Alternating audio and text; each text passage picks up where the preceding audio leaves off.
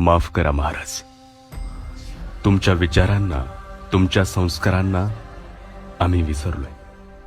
हो, खरंच विसरलोय. अहो, ज्या चारित्र्य संपन्न राजाचा आदर्श आज जग घेतोय, त्याच तुमच्या महाराष्ट्रात लेकी बाळींवर दिवसा ढवळा अत्याचार होत आहेत.